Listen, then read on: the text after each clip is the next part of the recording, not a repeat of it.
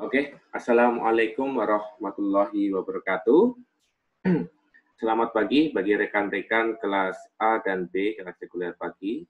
Dan selamat malam juga untuk rekan-rekan kelas reguler malam, semester 3 yang mengambil mata kuliah praktikum pemrograman web. Jadi pada hari ini, di pagi dan di jam malam, khusus yang jam reguler malam, saya akan memberikan tutorial terkait modul untuk praktikum pada minggu pertama di mata kuliah pemrograman web.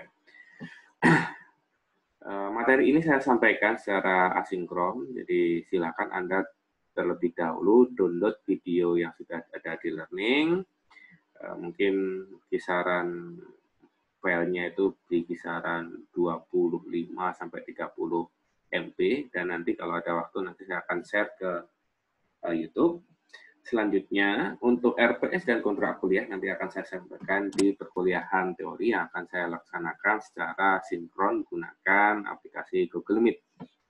Oke, untuk praktikum hari ini kita langsung saja to the point. Jadi tidak ada pemanasan, kita langsung gaspol. Kita akan melaksanakan praktikum dengan materi penggunaan HTML. Oke, mungkin saya izin untuk share screen dulu. Oke.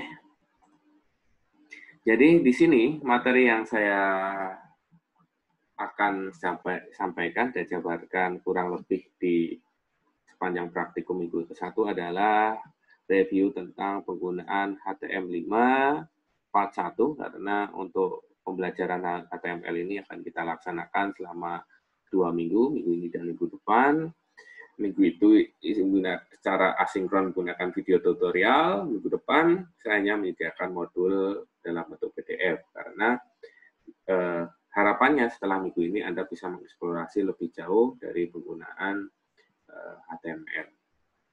Jadi modul minggu 1 ini adalah tentang basic atribut dan elemen yang digunakan pada HTML5.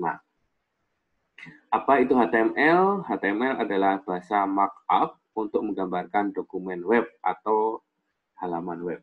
Jadi Anda sebagai seorang geodet juga harapannya memiliki kompetensi tertentu, khususnya jika Anda ingin mengambil kompetensi di bidang SIG. Di SKKNI di jenjang 6 itu diperlukan kompetensi tertentu bagi seorang lulusan Geomatika. Jenjang 6 itu berarti setara S1 itu harus menguasai pengelolaan SIG berbasis web. Jadi sebelum kita bermain dengan WebGIS, alangkah baiknya kita belajar dasar dari pemrograman web. HTML merupakan singkatan dari Hypertext Markup Language. Hypertext Markup Language. Kenapa kita menggunakan HTML? Jadi HTML itu digunakan sebagai standar dalam bahasa pemrograman web. Kita membahas tentang standar, berarti kita membahas tentang bahasa standar juga yang disebut dengan lingua franca. Jika Anda belajar bahasa Indonesia, Anda pasti tahu kenapa bahasa Indonesia disebut sebagai lingua franca.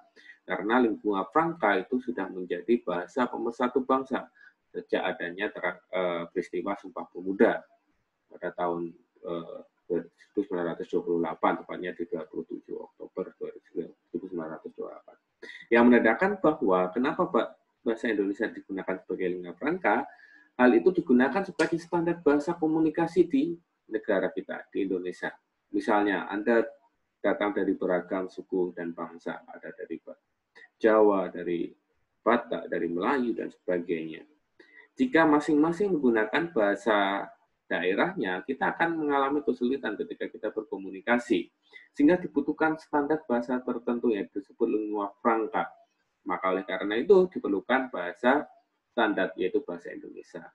Sehingga komunikasi antara A, B, C, dan sebagainya bisa berjalan lancar jika kita menggunakan bahasa Indonesia. Coba bayangkan, Anda bisa menerima materi dari saya atau tidak jika saya menjelaskannya dengan menggunakan bahasa Jawa. Pasti beberapa saja yang memang punya background kemampuan komunikasi menggunakan bahasa Jawa. Sama juga ketika kita di kancah internasional, bahasa resmi PBB yang digunakan sebagai bahasa komunikasi internasional itu hanya ada 5. Bahasa Inggris, bahasa Spanyol, bahasa Perancis, bahasa Arab, dan bahasa Cina. Kenapa dipilih seperti ini? Karena Inggris, Perancis, dan Spanyol itu merupakan negara besar yang dulu punya daerah kekuasaan yang sangat, atau daerah jajahan yang sangat luas, sehingga banyak sekali yang menggunakan bahasa-bahasa ini. Kemudian Arab dan Cina merupakan 2 bahasa yang populasi penggunaannya cukup banyak, sehingga 5 bahasa ini yang digunakan sebagai standar bahasa pada komunikasi di dunia internasional atau PBB. Nah, itu sekilas tentang apa itu HTML. Berikutnya,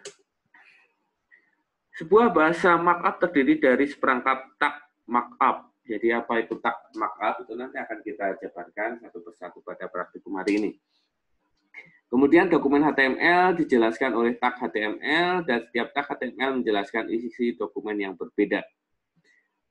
Versi HTML sekarang sudah mencapai versi kelima yang berkembang sejak dari versi pertama yaitu HTML pada tahun 1991 sampai sekarang HTML5 yang masih digunakan sampai dengan saat ini, dan mungkin ada versi updatean yang baru lagi, tapi versi HTML5 ini sudah sangat familiar digunakan bagi programmer untuk membuat halaman web statis.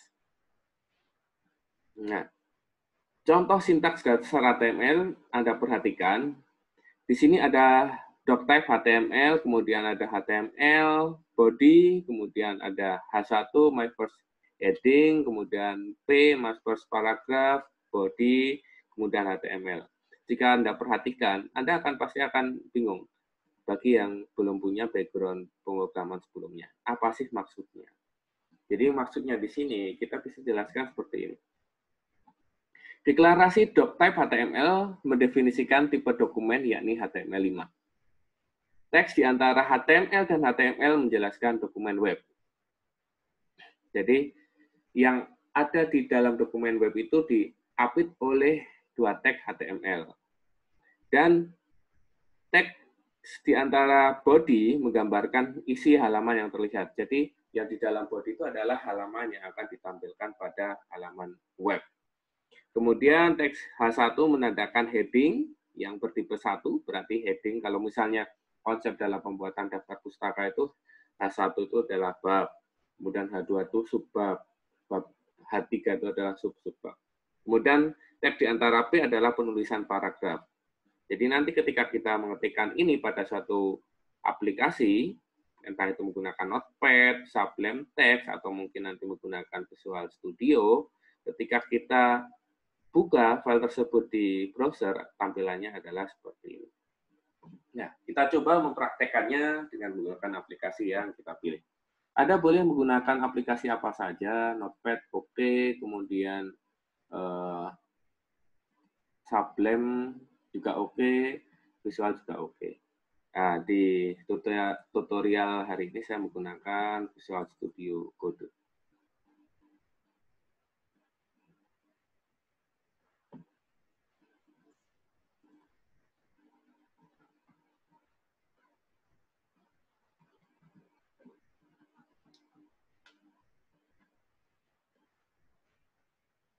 Kemudian kita buka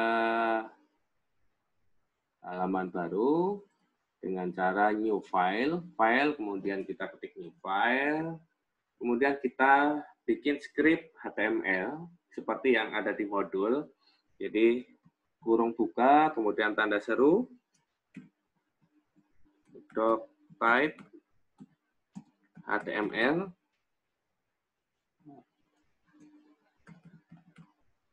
Hal ini menandakan bahwa HTML ini adalah HTML versi kelima atau HTML5. Kemudian karakteristik penulisan script pada HTML kita harus buka dengan tag pembuka HTML. Jadi di sini ketik saja HTML, kemudian dibiasakan kita langsung menutupnya dengan tag penutup HTML. Bedanya pembuka dengan penutup adalah kita menggunakan slash HTML. Kemudian di dalam dokumen HTML ini kita akan menampilkan apa saja yang akan kita sajikan pada halaman web. Halaman web disajikan di dalam body atau di dalam tubuh halaman webnya itu akan tampilnya seperti apa. Maka di sini kita membuat yang namanya body. Kita tutup juga dengan body. Kita lihat dari dua tag elemen pada HTML di sini body, kemudian body ini diapit oleh dua tag HTML, masing-masing HTML pembuka di sini dan penutup di sini. Kemudian apa yang akan kita tampilkan di body? Yang akan kita tampilkan di body adalah misalnya heading 1. H1, kemudian ini adalah heading 1 misalnya ya. Kemudian kita tutup dengan H1 juga. Kemudian coba kita ingin menulis suatu paragraf, dibuka dengan tag P, kemudian paragraf 1, kemudian kita tutup dengan P. Atau biar sama dengan modul, kita tulis saja my first heading, kemudian ini my first paragraph. Kemudian, setelah Anda sudah mengetikkan skrip seperti ini, Anda simpan file ini sama standar saja, file save as, kemudian Anda simpan ke direktori kerja Anda. Misalnya saya sampaikan di sini, dan saya masukkan ke direktori minggu pertama. Kemudian jangan lupa tipenya itu Anda harus ganti menjadi HTML supaya file ini tersimpan dalam format HTML. Kemudian di sini Anda tulis saja HTML, misalnya Rocky, karena ini HTML halaman webnya yang dibuat adalah atas nama saya. Kemudian kita save. Bagaimana cara membuka file HTML ini? Oke. Ketika file HTML itu sudah di-save dalam dalam format file HTML, maka tampilannya adalah seperti ini. Otomatis ada beberapa tag HTML yang akan berwarna beda dengan isi halamannya. Yang berwarna putih adalah konten yang akan terlihat di halaman web, sementara yang berwarna biru ini adalah tag HTML-nya. Harusnya ada 2 kalimat saja yang muncul di website. Jadi ketika saya klik di browser, kemudian bagaimana memanggil halaman web yang kita buat? Caranya adalah kita akses direktori kita, tempat tadi Anda menyimpan filenya. Tadi saya masukkan ke sini, direktori D, kemudian kuliah online, kemudian di blog web di sini, minggu 1, kemudian tadi saya menyimpannya dalam bentuk HTML Rocky. Anda bisa dengan 2 cara, ini klik kanan, kemudian open with, menggunakan Google Chrome atau sebagainya. Bisa juga Anda copy direktori yang di atas ini, Anda copy, Anda masukkan ke browser di sini, Anda pastekan di sini, kemudian Anda slash, cantumkan nama file plus format filenya.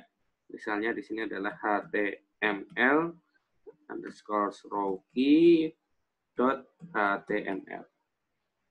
Maka apa yang akan terjadi? Maka skrip yang kita tulis pada halaman HTML kita akan tampil seperti ini. My first heading menandakan bahwa skrip di sini kita tulis dalam H1 atau heading 1, dan di sini my first paragraph menandakan bahwa kita membuat suatu skrip dengan menggunakan tag paragraf untuk membuat tulisan my first paragraph. Itu adalah contoh bagaimana kita menginisialisasi scripting atau coding menggunakan bahasa HTML.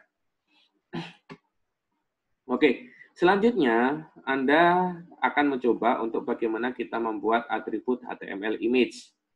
Jadi, pasti setiap halaman web menampilkan beberapa gambar tertentu pada halamannya. Oleh karena itu, kita dituntut untuk membuat suatu inputan berupa gambar di dalam halaman web. Caranya bagaimana? Caranya adalah Anda siapkan dahulu file gambar Anda pada direktori yang sama dengan direktori kerja Anda. Misalnya, ini saya hapus saja. Di sini saya sudah menyiapkan, belum ada gambar ya. Nah, oke, di sini saya mengcopy ada suatu gambar namanya IG. Nah, ini kan ada HTML Rocky tempat Anda simpan file HTML-nya. Kita tampilkan di sini. Ya, berarti ada gambar yang berada pada satu folder yang sama dengan HTML-nya. Selanjutnya, Anda menyisipkan gambar. Misalnya saya menyisipkan gambar di bawah teks paragraf. Caranya bagaimana? Caranya kita menambahkan script img src, berarti menandakan bahwa kita ingin menginput image. Source-nya dari mana? Source-nya adalah dari, sama dengan, kita tuliskan. Nah, di sini ketika kita klik image source, itu akan menunjukkan file-file apa yang akan kita tampilkan di halaman webnya. Kalau menggunakan Notepad++, umumnya hal seperti ini tidak akan terlihat. Tapi kalau menggunakan Visual Studio, dia akan terlihat. Kita akan menyisipkan ig.jpg. Kemudian alt, ini nanti untuk keterangan gambarnya. Misalnya saya tulis sebagai Instagram, karena ini adalah simbol Instagram. Kemudian kita tentukan berapa, ini huruf V saya agak error, berapa lebarnya. Misalnya saya bikin ukurannya 100, kemudian tingginya berapa? Tingginya juga 100 karena simbolnya adalah kotak. Kemudian kita tutup kurung seperti ini. Kemudian supaya kita bisa mengecek apakah inputan yang sudah kita masukkan, inputan gambar yang sudah masukkan ini sudah sukses atau belum, kita cek dulu. Dengan cara apa? Kita save dulu file ini. Kemudian kita ke browser, kita refresh browsernya di sini. Maka di sana akan muncul gambar Instagram yang bisa tertambahkan secara otomatis di website kita, sesuai dengan script yang sudah kita buat di HTML-nya. Selain itu, kita juga bisa memberikan beberapa atribut lain, misalnya HTML link. HTML link berarti menggunakan tag href. Href, misalnya kita ingin membuat link untuk YouTube ya. Jadi di sini kita menggunakan href, kemudian kita masukkan saja link YouTube-nya. YouTube, maaf ini plus ya, ini harusnya sama dengan, youtube.com. Kemudian di sini kurung tutup. Nah, situs YouTube atau situs YT.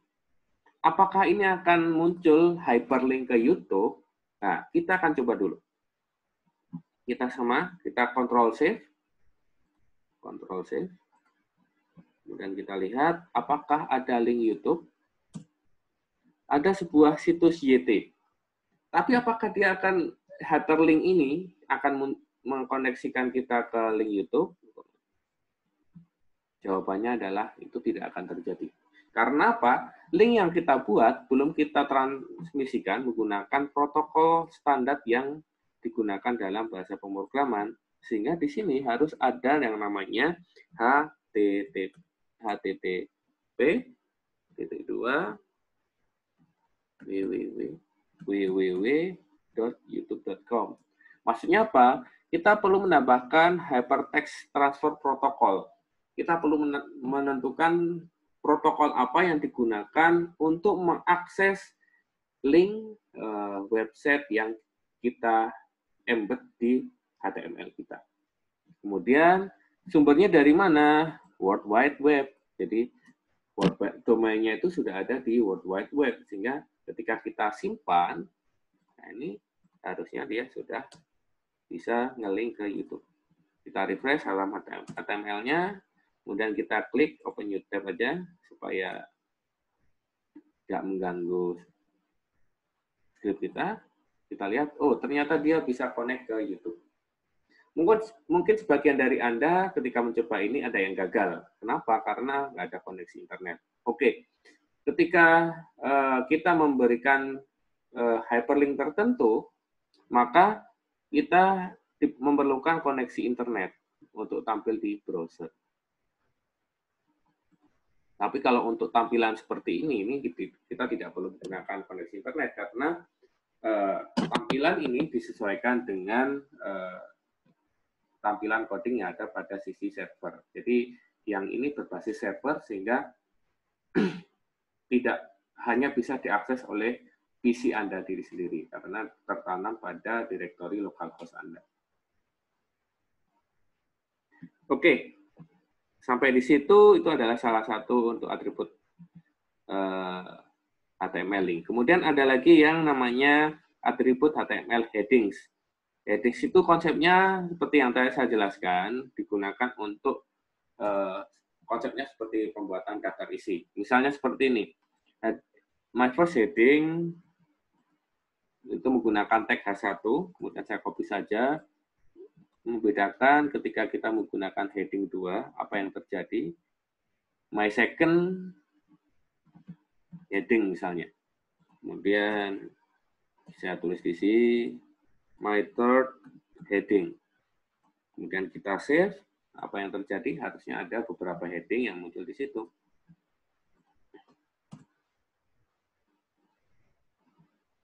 Maaf, ini ada yang salah karena saya belum mengubah di sini menjadi heading 3.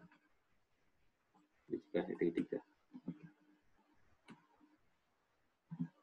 Ini harusnya yang paling bawah itu menjadi lebih kecil lagi karena kita menggunakan heading 3. My first heading, my second heading, dan my third heading. Nah, ini juga bisa dituliskan di sini. Kemudian ketika kita membuat halaman web, ada sesuatu yang mengganjal. Yaitu ketika kita lihat di tab-tabnya, ini tabnya itu tidak rapi. Karena ini strukturnya sesuai dengan nama filenya. HTML rocky.html. Saya ingin membuat nama tabnya itu disesuaikan dengan nama yang baik atau terstruktur. Nah, disinilah kita butuh yang namanya elemen HTML head dan title. Elemen HTML head tidak ada hubungannya dengan judul HTML. Jadi tidak ada hubungannya dengan judul HTML. HTML head hanya berisi metadata. Jadi metadata nanti digunakan untuk apa? Mengembed CSS untuk layout halaman web, mengembed nanti JavaScript-nya, dan lain sebagainya. Atau mungkin untuk mencantumkan beberapa metadata. Sedangkan kemudian elemen HTML head ditempatkan antara tag HTML dan tag body. Jadi di bawah tag HTML, di atas tag body. Sementara HTML title adalah metadata yang mendefinisikan judul dokumen HTML dan tidak akan ditampilkan dalam dokumen. Namun, mungkin akan ditampilkan di salah satu tab browser. Jadi fungsinya title ini untuk memberikan nama pada tab browser. Jadi caranya adalah ketika kita kembali ke Visual Studio, tadi elemen head berada di antara elemen HTML dan elemen body. Apa yang kita tulis? Kita tulis adalah head. Kita tutup. Ketika kita menggunakan Visual Studio, itu otomatis ketika kita membuat tag pembuka, dia akan menginstruksikan tag penutup. Jadi misalnya nih kita menulis tag head, dia otomatis akan ada tag head penutupnya. Kemudian kita ingin membuat title pada web browser kita. Misalnya ini adalah nama tab baru. Nama tab baru. Kemudian kita save. Apakah ada yang berbeda? Mungkin saya akan sedikit besarkan. Di sini kontennya itu akan sama. Coba Anda perhatikan di tab browsernya, dia awalnya namanya adalah nama filenya. Kemudian ketika kita coba refresh, maka tab browsernya akan berubah. Yang tadinya nama file HTML-nya berubah menjadi nama tab baru. My first heading, my second heading, my third heading, dan sebagainya.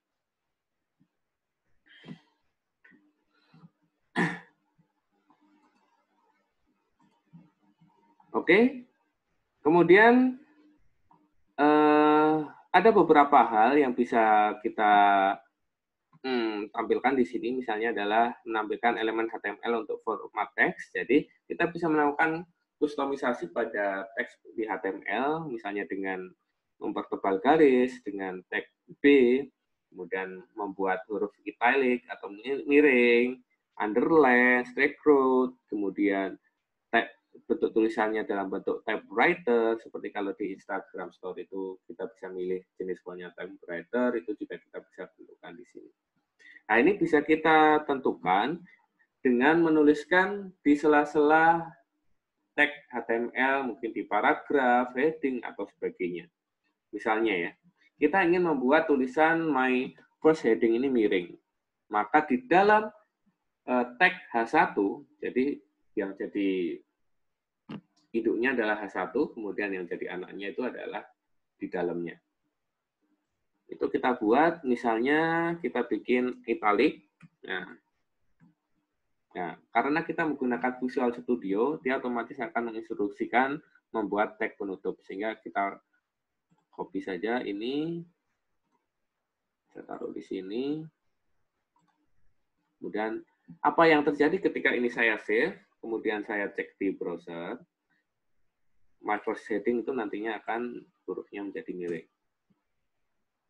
Kemudian Anda juga bisa mengkustomisasi sesuai dengan keinginan Anda. Misalnya first-nya ini saya mau bikin tebal. Nah, berarti ini saya tulis bold. Kemudian first-nya ini karena yang akan kita bikin tebal, kita simpan, taruh di sini. Oke, ketika kita save, apa yang terjadi?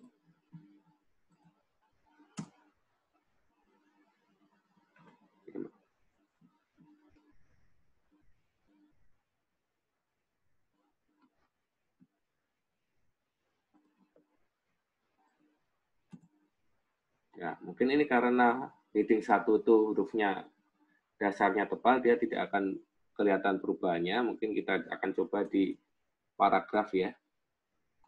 Misalnya.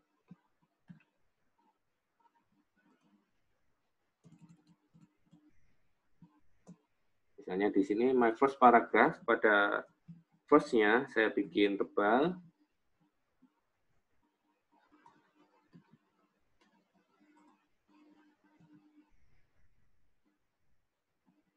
Kita save, kemudian kita lihat di sini. Nah, ada perubahan first yang di sini menjadi tebal.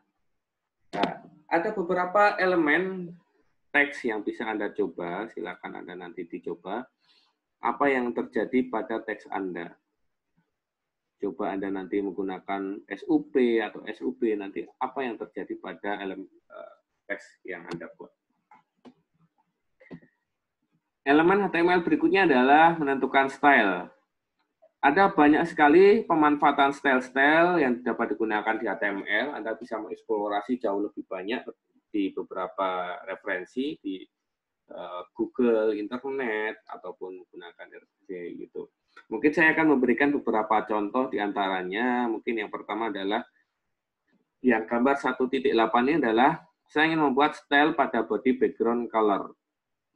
Jadi kalau seperti ini kan tampilannya sangat dasar ya karena background-nya berwarna putih. Sehingga saya ingin membuat background-nya ini merah. Wah, karena saya adalah Liverpoolian, Liverpool baru juara kan, saya ingin background-nya menjadi merah. Sehingga di sini kita bisa membuat di style-nya, yaitu pada body-nya.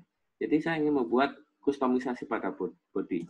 Jadi di sini body style, kemudian sama dengan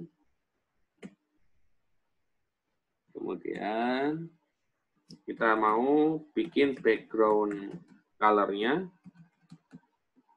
itu adalah ada banyak pilihannya. Karena saya suka dengan Liverpool misalnya, saya red. Nah, biar you will never walk alone gitu ya. Apa yang terjadi ketika kita save, kemudian kita cek di sini, nah, otomatis background-nya menjadi cerah. Nah, Anda coba beberapa elemen di sini, misalnya di sini ada mengubah warna, style warna pada heading dan paragrafnya dengan menentukan style pada H1 atau P-nya. Ini perbedaannya adalah ketika kita menentukan body style, maka yang akan menjadi stylenya identik sesuai karakteristik style yang sudah kita deklarasikan di body, maka semuanya itu akan menjadi sesuai dengan stylenya body. Tapi kalau kita sesuaikan berdasarkan tag-tag yang terpisah, misalnya H1 style A, B style B misalnya, dia akan memberikan warna-warna yang unik untuk setiap tag atau elemen HTML-nya. Misalnya saya membuat yang ini ya. Saya ingin membuat tulisannya di heading itu berwarna biru, kemudian di paragrafnya itu berwarna kuning misalnya ya. Nah, wah saya karena Liverpool di Liga Inggris, kemudian kalau di Liga Spanyol Barcelona, maka saya ingin H1-nya saya ingin style-nya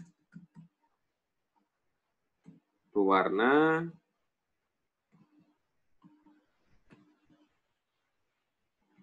color blue. Oh maaf, di sini saya salah ketik, ini sama dengan 14. Color sama dengan, nah ini banyak sekali style yang bisa diberikan, tapi karena saya hanya ingin menulis warna tulisan, maka di sini saya tulis sebagai blue. Nah di sini kan ada blue. Coba kalau dark blue ada nggak ya? Dark, ada blue, berarti itu dua. Kemudian untuk yang H2-nya, saya bikin sama aja.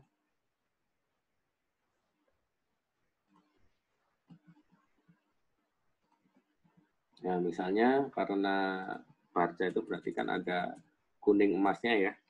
Warna gold ada nggak ya? Oh ada gold.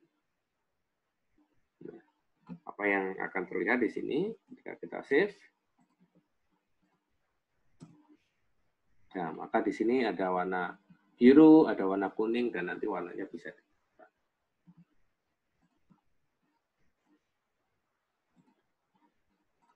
Nah, ini silakan Anda coba beberapa style ini yang bisa Anda terapkan nantinya jika Anda membuat halaman website. Pak, berarti banyak sekali yang dikerjakan ketika kita mengkustomisasi halaman web.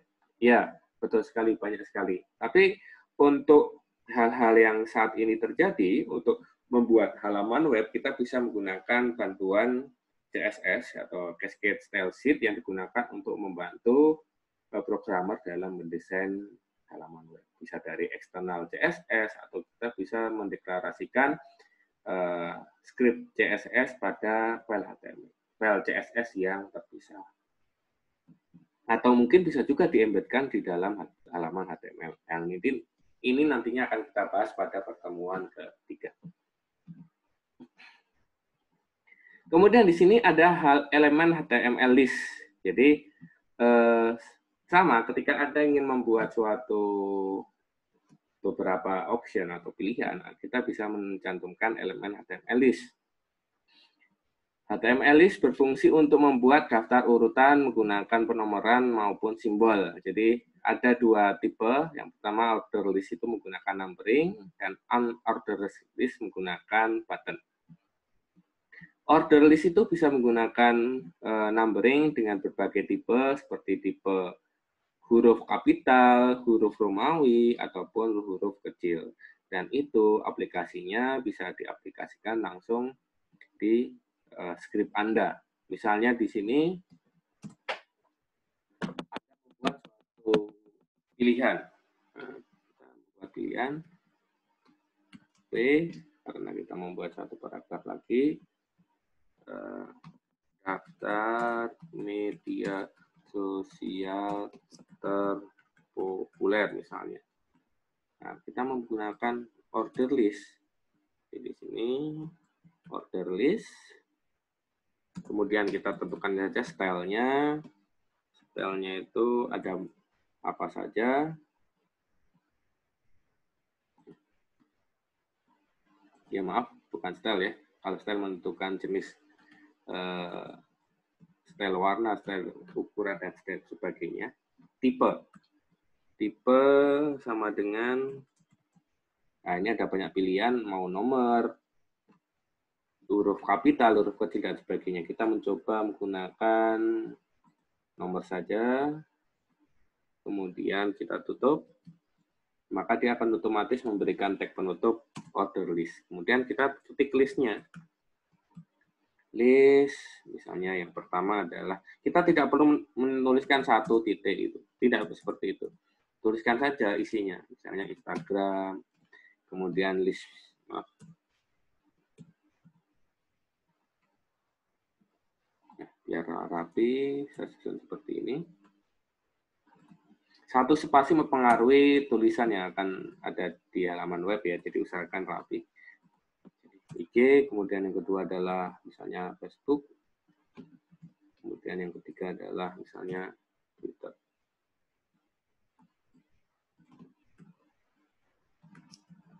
Nah, misalnya seperti itu. Kita save. Apa yang terjadi di sini kan ada order list di sini, daftar media sosial terpopuler ya pastinya. Ada IG, FB, dan Twitter.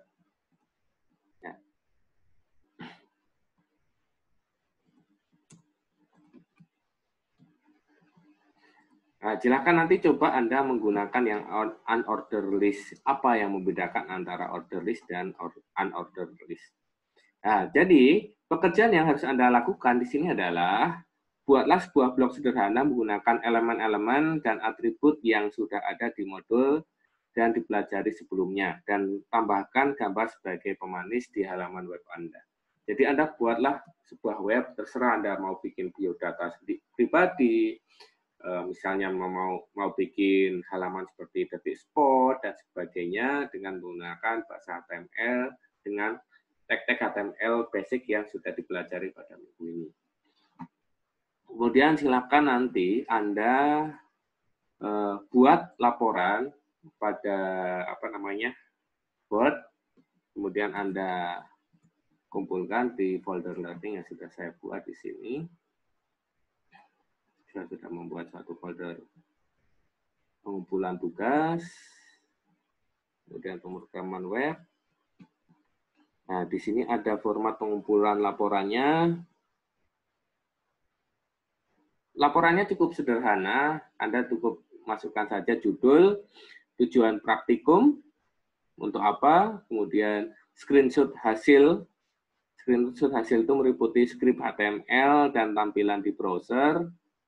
Nah, ini saya ubah, ini ada yang typo.